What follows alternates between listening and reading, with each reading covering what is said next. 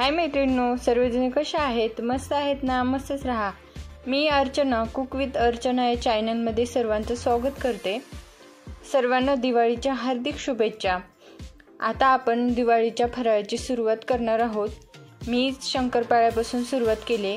तुम्ही बघू शकता माझी शंकरपाळी किती मस्त अशी पदर सुटलेली आणि एकदम खुसखुशीत अशी तयार झाली आहे. आणि ही शंकरपाळी तुम्हाला वाटत असेल मैद्याची आहे, पण ही मैद्याची अजिबात शंकरपाळी नाही. एकदम खुसखुशीत अशी गव्हाच्या पिठाची मी शंकरपाळी केली आहे. शक्यतो जास्तीत जास्त मैद्याच्या पिठाच्या शंकरपाळ्या करतात, पण मला ना जास्त मैदा आवडत नसल्यामुळे मी गव्हाच्या पिठाची शंकरपाळी करते. बघा, तुम्हाला पण ही शंकरपाळी खूप आवडेल आणि जास्त आपल्या पोटात मैदा जाणार नाही. दिवाळी म्हटलं की मैद्याचे खूप प्रकार होतात आपल्यात. शक्यतो मी मैद्याचे प्रकार होईल तेवढं कमी करायचं बघते, आणि ज्याला पर्यायच नाही ते मात्र मग मैद्याचेच करते मी. चला मग आता आपण शंकरपाळ्या बघूया कशा करायच्यात ते. 2.5 वाटी गव्हाचे पीठ घेतले, पाऊण वाटी पिठी साखर घेतली, अर्धी वाटी दूध घेतले, अर्धी वाटी तूप पातळ करून घेतलेले आहे, 1 चमचा रवा आणि चवीसाठी थोडंसं चिमूटभर मीठ घेतले, पाव चमचा समजा तुम्ही. आता मी इथं गॅसवर पातेले ठेवले. मी दूध गरम करून घेणार आहे. दूध चांगलं उकळवून घ्यायचं, म्हणजे दूध आपल्याला चेक पण केलं जाते की दूध खराब तर नाही ना. त्यामुळे दूध चांगलं गरम करून घ्यायचं आणि त्यामध्ये पिठी साखर टाकून घ्यायची. मी सांगितल्याप्रमाणे जर तुम्ही शंकरपाळ्या केलात ना, तुमच्या एकदम नवीन सुरुवातीला जर करणार असाल तर चुकणार नाहीत. एकदम परफेक्ट अशा शंकरपाळ्या बनून जातील. करून बघा आणि मला कमेंटमध्ये सांगा केलं का नाही ती. आता आपलं चांगलं दूध उकळलेलं आहे, त्यामध्ये गॅस बंद करून घेते आणि पिठी साखर टाकून घेते. कारण की दूध उकळलेलं आहे, आपल्याला दूध गरम करायची गरज पडत नाही. साखर आपोआप विरघळल्या जाते. शंकरपाळीचे मोहन करण्यासाठी इथे मी अर्धा कप जे तूप घेतलेलं आहे, तर गॅसवर कडक असे गरम करून घेणार आहे. आता यामध्ये पिठामध्ये मी रवा टाकून घेतला, 1 चमचा घेतलेला, आणि चिमूटभर मीठ टाकून घेतले. आता हे सर्व व्यवस्थित मिक्स करून घेते आणि त्यावर पुन्हा नंतर कडकडीत आपण मोहन टाकणार आहोत तुपाचं चांगलं. तुम्ही तुपाऐवजी तेल पण वापरू शकता, पण आपण घरीच खायला करतोय तर काय हरकत आहे थोडंसं तूप वापरलं तर. यामध्ये तेल जर टाकणार असाल तर तेल पण असं कडक गरम करून घ्यायचं आणि ते पिठावर टाकून घ्यायचं आणि व्यवस्थित पीठ मिक्स करून नंतर त्यामध्ये आपलं गरम दूध टाकून घ्यायचं.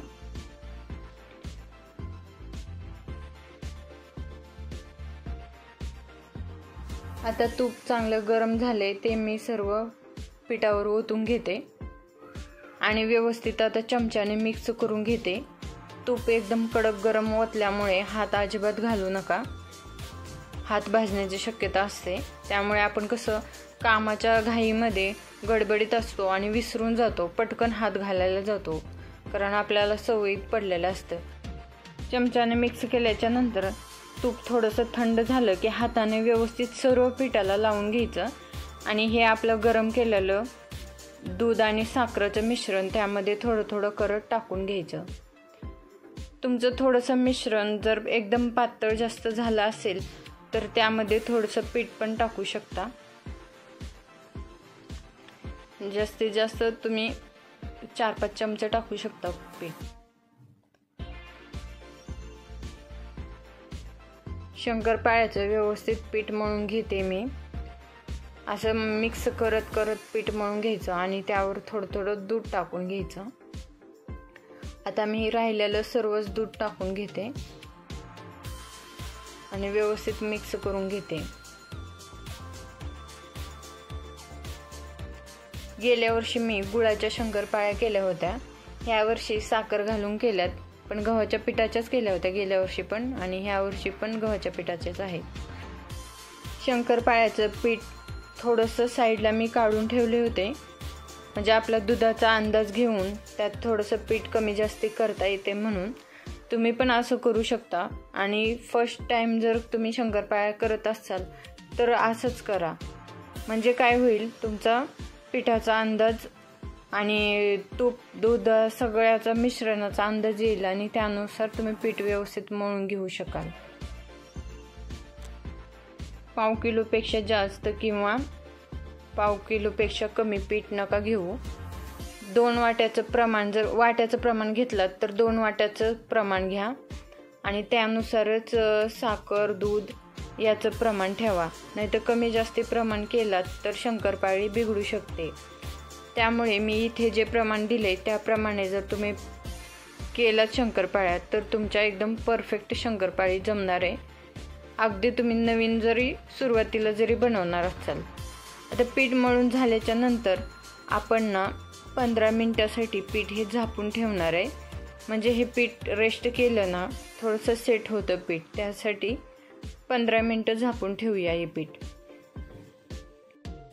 तुम्ही गव्हाच्या पिठामध्ये जर रवा नाही घातला तर तुम्ही लगेच पीठ मळल्या शंकरपाळ्या करू शकता।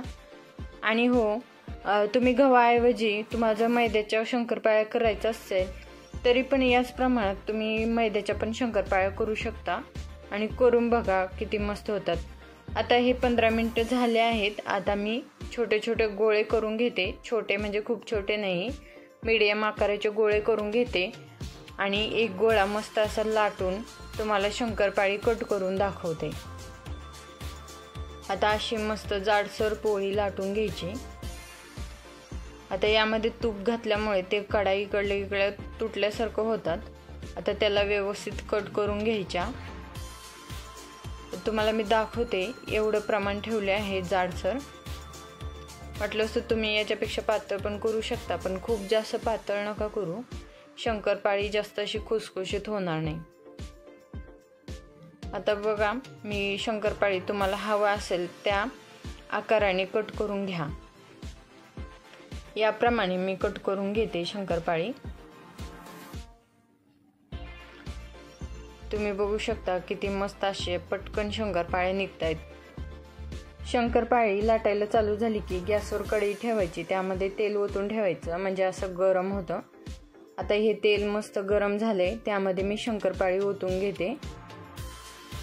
आता व्यवस्थित तळून घेते शंकरपाळी। गॅस हा एकदम मीडियम ठेवायचा, जास्त सिम पण नाही आणि जास्त फास्ट पण नाही, मीडियम गॅसवर अशी शंकरपाळी मस्त तळून घ्यायची। मस्त तिला सोनेरी कलर येईपर्यंत तळायची। तुम्ही असं स्लो गॅसवर शंकरपाळी तळलात ना, मस्त शंकरपाळी खुसखुशीत होते आणि एकदम मधीच कच्चे आणि बाहेरून एकदम कडक होत नाही। व्यवस्थित सगळी करून शंकरपाळी शिजल्या जाते, म्हणजेच तळल्या जाते। शंकरपाळी तेलात टाकल्या लगेच हलवायची नाही झारीने, नाहीतर शंकरपाळ्या तुटण्याची शक्यता असते। आता तुम्ही बघू शकता किती मस्त असा शंकरपाळ्याला सोनेरी कलर आलेला आहे। मस्त आपल्या शंकरपाळ्या तयार झाल्यात। आता मी ही सर्व शंकरपाळ्या काढून घेते। तुम्ही बघू शकता किती मस्त असे लेयर तयार झालेत आणि एक तुम्हाला शंकरपाळी तोडून दाखवते, म्हणजे बघा तुम्हाला अंदाज येईल किती खुसखुशीत शंकरपाळी तयार झाली आहे। एक पूर्ण शंकरपाळी तुम्हाला दाखवते, सगळ्या लेयर्स पडलेल्या आहेत शंकरपाळ्याला। तुम्ही बघू शकता लगेच तुटली, एकदम आतमध्ये पर्यंत तळल्या गेले, त्यामुळे एकदम खुसखुशीत अशी शंकरपाळी तयार झाली आहे। अशाच नवीन व्हिडिओ बघण्यासाठी कुक विथ अर्चना या चॅनलला सबस्क्राईब करा। थँक्यू।